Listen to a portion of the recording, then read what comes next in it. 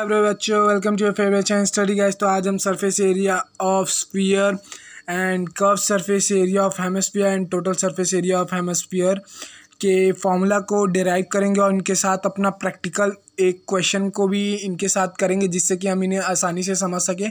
तो सबसे पहला चीज़, स्फीयर और हेमिस्फीयर का डिफरेंस बहुत बच्चों को यही नहीं समझ आता है। तो स्फीयर क्या होता है, जैसे हमारा जो अर्थ है ना, पूरा एक गोल बॉल, उसको हम लोग बोलते हैं स्फीयर। अब अगर मैं अर्थ को आधा आधा काट दूँ बीच से, ठीक है, जैसे मैंने यहाँ पे इस डायग्राम में दिखाया, तो वो होता है हमारा हेमिस्फीयर। तो आई होप आपको ये कन्फ्यूजन तो सबसे पहला क्लियर हो गया होगा। अब चलिए स्फीयर का फॉर्मूला को डिराइव करते हैं। तो जैसा कि आप अगर मैं इस स्फीयर जो हमारा है इसको हॉरिजॉन्टली और वर्टिकली अगर डिवाइड करूँगा, ठीक है, तो इधर का जो पार्ट निकलेगा ये छोटा सा ऐसे वाला, मतलब कि सेमी सर्कल टाइप का, और ऐसे वाला जो मैंने इसको हॉरिजॉन्टली डिवाइड किया, तो ये वाला डायमीटर, इधर का डायमीटर और इधर का डायमीटर, ठीक है, मान लीजिए रेडियस है, सॉरी अगर मैं इस सर्कल को ऐसे बीच से डिवाइड करूँगा तो ये मेरा पूरा ऐसे कंप्लीट सर्कल बन जाएगा, ये वाला भी कंप्लीट सर्कल बनेगा। और बीच से जब ऐसे डिवाइड करूँगा तो वो भी ऐसे दो सर्कल फॉर्म करेगा, एक इस पार्ट का होगा नीचे वाले पार्ट का, एक ऊपर वाले पार्ट का होगा। जैसा कि आप अपने एनसीईआरटी बुक में देख सकते हैं, इसको प्रैक्टिकली थ्रू आपको मीन्स ग्राफिकली ज़्यादा अच्छे समझ आएगा। देखिए, एक बार ये इसने ऊपर से हॉरिजॉन्टली काटा है, एक बार वर्टिकली काटा है, तो ऐसे 4 पार्ट निकल के आते हैं सर्कल के, ठीक है प्यारे बच्चों। अब देखिए मैंने 4 पार्ट ले लिए सर्कल के, 4, ठीक है, सर्कल के हो गए 4 फेसेस या सर्कल के, ठीक है, 4 पार्ट्स, ठीक है, सर्कल के। अब अगर मैंने पहले की वीडियो में भी बताया, सर्कल का एरिया का फॉर्मूला क्या होता है, area of circle is equals to area of circle is equals to pi r square, ठीक है। अब अगर मैं इन 4 सर्कल के को पाई आर स्क्वायर से मल्टीप्लाई कर देता हूँ तो अब sorry 4 pi r square, sorry, ये हमारा सरफेस एरिया ऑफ स्फीयर का बनता है फॉर्मूला, ठीक है प्यारे बच्चों। अब आ जाते हैं एक एनसीईआरटी के क्वेश्चन पे। आई होप आपको ये समझ आ गया होगा कि मैंने एक स्फीयर को कैसे डिवाइड किया था। फिर से एक बार मैं इसका रिपीटेशन कर देता हूँ। पहले मैंने इसको हॉरिजॉन्टली काटा था और वर्टिकली काटा था, ठीक है। तो मैंने जब इनको अलग अलग फेसेस में काटा तो इनके अलग अलग पार्ट्स निकल के आए। एक इसका इधर का डायमीटर, ये देखिए, ये साइड का, एक इस साइड का डायमीटर। और जब मैंने इनको वर्टिकली ऐसे काटा था तब ये नीचे के 2 डायमीटर निकले। अब हमारा सर्कल का एरिया होता है पाई आर स्क्वायर। अब मैंने इनको इनसे मल्टीप्लाई कर दिया तो हमारा फॉर्मूला आ गया 4 पाई आर स्क्वायर। चलिए, अब एक क्वेश्चन जब तक नहीं बनाएंगे तब तक तो मज़ा आता ही नहीं है। तो चलिए देखते हैं, जैसे कि हम ले लेते हैं पहला question, find the surface area of sphere. Surface area of sphere का नाम है, तीसरा वाला लेता हूँ मैं, 14 सेंटीमीटर, ठीक है। तो अभी हम लोग ने सरफेस एरिया ऑफ स्फीयर, ठीक है, स्फीयर का सरफेस एरिया का फॉर्मूला क्या होता है हमारे पास, हमारा फॉर्मूला क्या है, 4 पाई आर स्क्वायर, ठीक है। ये जो हमारा 14 सेंटीमीटर यहाँ पे दिया था एनसीईआरटी बुक में, वो है हमारा रेडियस, ठीक है प्यारे बच्चों। तो हमारा 4 पाई आर, पाई का वैल्यू क्या है हमारे पास 22/7। आर हम लोग ने कितना लिया, 14 आर स्क्वायर, यानी 2 बार 14 को मल्टीप्लाई करना है 7 के टेबल में 2 टाइम्स में, 14 2 या 28 इंटू 88। तो ये हमारा 28 इंटू 88 को मल्टीप्लाई करेंगे तो 2464, इसका आंसर आ जाएगा हमारा 2464 सेंटीमीटर स्क्वायर। हमारा 14 सेंटीमीटर में था तो उसको हम लोग ने सेंटीमीटर स्क्वायर लिख लिया। ये था हमारा पहला क्वेश्चन। ये वाला हम मल्टीप्लिकेशन इतने बार कर चुके हैं कि आपको भी ऐसे ही करते करते ये सब याद होते चला जाएगा। तो बच्चों, मैं एक और क्वेश्चन को ले लेता हूँ जो मुझे अच्छा लगा एनसीईआरटी का, थोड़ा आपके लोगों के लिए। तो देखिए, जो क्वेश्चन नंबर 4 है, the radius of a spherical ball increases from 7 centimetre to 14 centimetre. एक हमारा बॉल है जो इतना बड़ा है, मान लीजिए एक साइज़ में 7 सेंटीमीटर का है जिसका रेडियस, अब वो बढ़ के इतना हो गया 14 सेंटीमीटर का, ठीक है, क्योंकि उसके अंदर एयर भरा गया है, air is being pumped into it. Find the ratio of surface area of balloon in 2 cases. अच्छा, तो ये हमारे दोनों केसेस का हमको निकालना है। तो मैं केस 1 लिखता हूँ, केस 1, ठीक है। केस 1 किस चीज़ के ऊपर है, जब हमारा रेडियस है 7 सेंटीमीटर का। तो मैंने अभी आपको सरफेस एरिया का फॉर्मूला बताया, सरफेस एरिया ऑफ बैलून, ठीक है। कौन से बैलून का, जिस बैलून का रेडियस है हमारे पास 7 सेंटीमीटर बैलून, ठीक है। तो ये हम लोग ने फॉर्मूला क्या हमारा होता है 4πr²। 4πr को होता है हमारा 4 × 22/7 × r हमारा कितना है 7 × 7, तो 7 से 7 कट हो जाएगा 88 × 7, इसका आ जाएगा हमारा 616। ये 88 × से आप जब ऐसा 2-3 एक्सरसाइज करेंगे ना, देखिएगा 13.4 का आपको लगातार 616 आपको मिलते जाएगा। तो ये हमारा पहला केस का आंसर आ गया।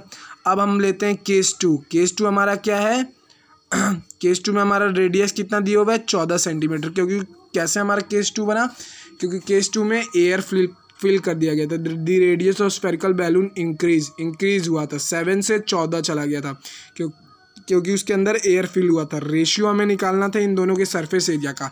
तो हम लोग ने पहले का सरफेस एरिया निकाल लिया, दूसरे का अब हम सरफेस एरिया निकालेंगे, सरफेस एरिया ऑफ बैलून, ठीक है, बैलून। अब क्या करेंगे 4πr² मतलब कि 4 × 22/7 इंटू यहाँ पे 14 × 14, ठीक है। तो अभी हम लोग ने ऊपर में ये वाला सॉल्व किया था, तो 7 के टेबल में 2 बार में इसका आंसर कितना था हमारा 2464। तो ये हमारा आ जाएगा 2464 सेंटीमीटर स्क्वायर। अब हमें क्या बोला था रेशियो निकालने का, तो रेशियो कैसे निकलेगा, रेशियो इज इक्वल्स टू आपको लिखना होगा केस 1 अपॉन केस 2, ठीक है, केस 1 अपॉन केस 2। तो हमारा केस 1 का वैल्यू कितना है, केस 1 का वैल्यू हमारा 616 सेंटीमीटर स्क्वायर, केस 2 का वैल्यू कितना है हमारा 2464 सेंटीमीटर स्क्वायर, ठीक है। अब हम लोग ले लेते हैं, अगर मैं इसको कट करूंगा तो 6 के टेबल में 4 टाइम्स में, ये देखिए डायरेक्ट कट रहा है, ये 1 टाइम में, इसके टेबल में ये 4 टाइम्स में आता है। 616 के टेबल में 4 टाइम्स में हमारा आता है। 4 6 या 24 को 4 2 गया कैरी 4 4 5 6 4 6 या 24 डायरेक्ट हमारा 4 टाइम्स में कट जाएगा। तो हमारा रेशियो आता है 1:4, जिसको रेशियो फॉर्म में कन्वर्ट करेंगे हम तो 1:4। तो ये था हमारा क्वेश्चन 4 का आंसर। तो आई होप आपको सरफेस एरिया और स्फीयर का समझ आ गया होगा। अब चलते हैं हम सरफेस एरिया ऑफ हेमिस्फीयर और कर्व सरफेस एरिया और टोटल सरफेस एरिया। तो हेमिस्फीयर का क्या मतलब होता है, स्फीयर को आधा काट दिया है, ठीक है, तो स्फीयर को हाफ डिवाइड कर दिया। तो हमारा स्फीयर का जो हमारा सरफेस एरिया होता है, सरफेस एरिया क्या होता है हमारा स्फीयर का 4πr²। अब अगर मैं इसी स्फीयर को आधा काट देता हूँ तो हाफ × 4πr², आधा डायरेक्टली डिवाइड कर दूंगा, 2 के टेबल में 2 टाइम्स से कट जाएगा, तो ये हमारा निकल के आ जाता है 2πr², यानी कि कर्व्ड सरफेस एरिया आधा स्फीयर का। ये वाला जो हमारा एक स्फीयर है ना, मान लीजिए नीचे वाला स्फीयर है कि पहला वाला स्फीयर, इसका कर्व्ड सरफेस एरिया हमारा निकल के आ गया 4πr²। देखिए कुछ ये मतलब कि हमारे जो फॉर्मूलाज है ना, कुछ डिफ़िकल्ट फॉर्मूला नहीं है, बस आपको एक बार समझना है, आपको हमेशा के लिए सारे फॉर्मूलाज याद हो जाएंगे। तो ये हमारा कैसे निकला, curved surface area of sphere आप समझ गए होंगे। पहले एक स्फीयर था हमारा, उसका हम लोग ने सरफेस एरिया निकाला 4πr²। अब स्फीयर को मैंने आधा काट दिया, तो मैंने हाफ से उसको डिवाइड कर दिया, तो हमारा आंसर आ गया 2πr²। अब टोटल सरफेस एरिया में क्या होता है, जो हमारा ये 2πr² होता है ना, हमारा मान लीजिए टोटल सरफेस एरिया निकालना हूँ मैं, टोटल सरफेस एरिया में ये हमारा 2πr² में हमारा ये जो सर्कल का ये ऊपर मीन्स ये हमारा, ये मैंने आधा सर्कल आपका आधा स्फीयर को काट दिया है, तो ये हमारा स्फीयर का ये हमारा जो कर्व्ड साइड था, ये हमारा कर्व्ड सरफेस एरिया हो गया कि ये हमारा स्फीयर का एक साइड का कर्व निकल गया, ये हमारा कर्व्ड सरफेस एरिया हो गया। अब ये जो ऊपर का ये जो पूरा सर्कल है, इसको भी अगर मैं जोड़ दूंगा प्लस उसका एरिया को, और सर्कल का एरिया क्या होता है हमारा, एरिया ऑफ सर्कल होता है फॉर्मूला πr²। तो इन दोनों को अगर मैं जोड़ दूंगा तो हमारा क्या बन जाएगा 2 + 1 3πr²। ये हमारा होता है टोटल सरफेस एरिया। या इसका मतलब होता है कि अब हमारा सर्कल जो हमारा हेमिस्फीयर था उसके मैंने ऊपर और नीचे उसका जो बेस पार्ट है उसको भी मैंने पूरा इंक्लूड किया है। ये हमारा कर्व सरफेस एरिया मतलब उसके आसपास का। ये मान लीजिए मेरा पेन है, मैं पेन के साइड का पूरा कर्व सरफेस एरिया निकाला हूँ। अब मैं क्या किया हूँ, जब टोटल सरफेस एरिया निकाला हूँ तो अंदर ऊपर नीचे सभी एरिया को इंक्लूड कर लिया हूँ। ठीक है, तो आई होप आपको ये कर्व सरफेस एरिया और टोटल सरफेस एरिया का फॉर्मूला समझ आ गया होगा। चलिए इससे रिलेटेड अब एक क्वेश्चन करते हैं। ठीक है सॉरी हमारा क्वेश्चन है, तो बच्चों हम लोग क्वेश्चन नंबर 3 भी करेंगे, क्वेश्चन नंबर 5 भी करते हैं एनसीईआरटी का। तो question number, find the total surface area of hemisphere radius 10 centimetre. अच्छा आगे भी लिखा है यूज पाई एस 3.14। ठीक है, तो हमारा टोटल सरफेस एरिया क्या होता है, total surface area of hemisphere. आप लोग ये पूरा टोटल सरफेस एरिया लिख दिया कीजिएगा, मैं बस इसको शॉर्ट फॉर्म में लिखता हूँ वीडियो में। हेमिस्फीयर और ई हेमिस्फीयर का हमारा फॉर्मूला क्या होता है, 3 पाई आर स्क्वायर। अभी हम लोग ने ऊपर डेराइव किया है 3 पाई आर स्क्वायर। 3 हमारा है 3 इंटू पाई का वैल्यू क्या लेंगे 3.14, क्योंकि हमको क्वेश्चन में बोला है यूज पाई एस 3.14। रेडियस हमारा कितना है, रेडियस है हमारा 10 सेंटीमीटर क्वेश्चन में दिया है। 10 इंटू 10। अगर प्यारे बच्चों आप ध्यान से देखिए, अगर 10 को डेसिमल से मल्टीप्लाई कर दूंगा तो वो हमारा डेसिमल हटा देगा। बस सिंपली हमको 3 को 314 से मल्टीप्लाई करना रहेगा। तो 3 4 12 को 2, 3 1 3 प्लस 1 4, 3 3 9। आंसर आएगा 942 सेंटीमीटर स्क्वायर। ये वाला क्वेश्चन आप लोग, ये वाला मैंने जो यहाँ पे डायरेक्ट डेसिमल को हटा दिए, ये आप लोग समझ सकते होंगे कि जब भी हम किसी 10 को अगर हम लोग मल्टीप्लाई करते तो हमारा डेसिमल पीछे आ जाता है, एक नंबर पीछे आ जाता है।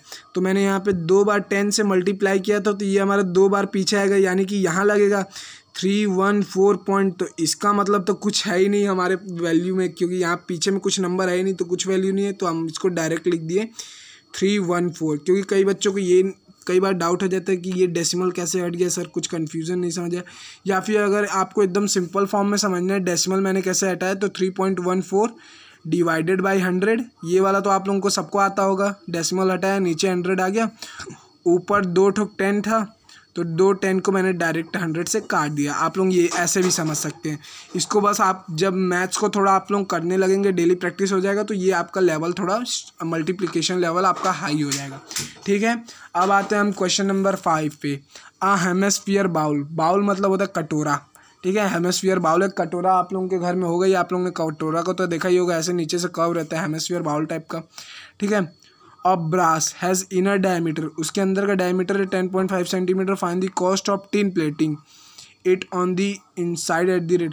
अच्छा देखिए, अब हमें क्या किया है, तो जैसे मान लेते हैं प्रैक्टिकल सीखेंगे तो ज़्यादा आसान होगी। ये हमारा एक बाउल है, let us suppose it is a bowl. ठीक है, ब्रास का है।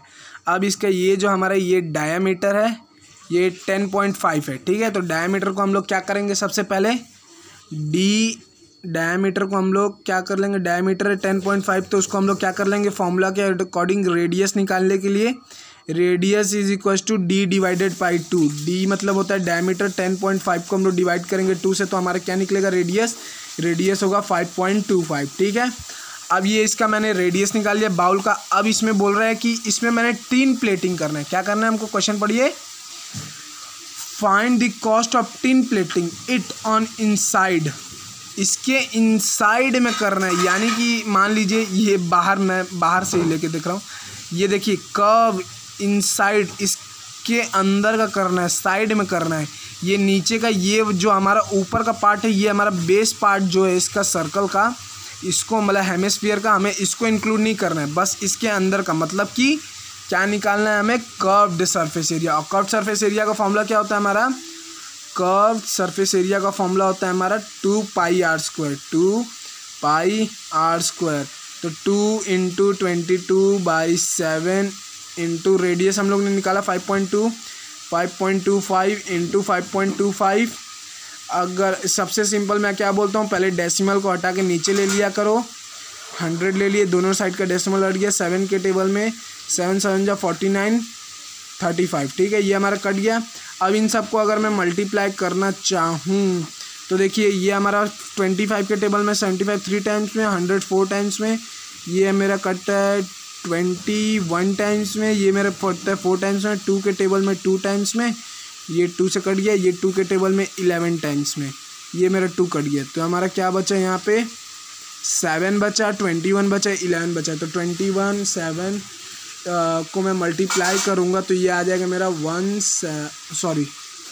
21 इंटू 11 कर लूँगा तो मैं मान लेता हूँ 21/21 आ जाएगा मेरा 231 इंटू 3, 3 1 जा 3, 3 3 जा 9, 3 2 जा 6, 691 को किससे डिवाइड करना है 4 से। 691 को 4 से डिवाइड करेंगे तो 4 1 जा 4, 4 1 जा 4, 2 गया 4, 4 7 जा 28, फिर 3 टाइम्स में 0.25, ये हमारा 691 को 4 से डिवाइड करने के बाद आ गया।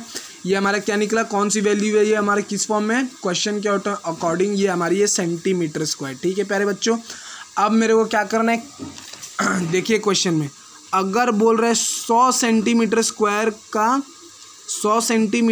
का 16 रुपया ले रहा है, 100 सेंटीमीटर का 16 रुपया ले रहा है। इसका मतलब देखिए ऐसा क्वेश्चन देते हैं, अगर आपको सिंपल 1 सेंटीमीटर स्क्वायर का दिया होता है 16 रुपया तो आपको सिंपल मल्टीप्लाई करना रहता, लेकिन यहाँ पे हमें दिया 100 सेंटीमीटर का। तो ऐसे केसेस में क्या करते हैं 16 डिवाइडेड बाई 100 लिख देते हैं।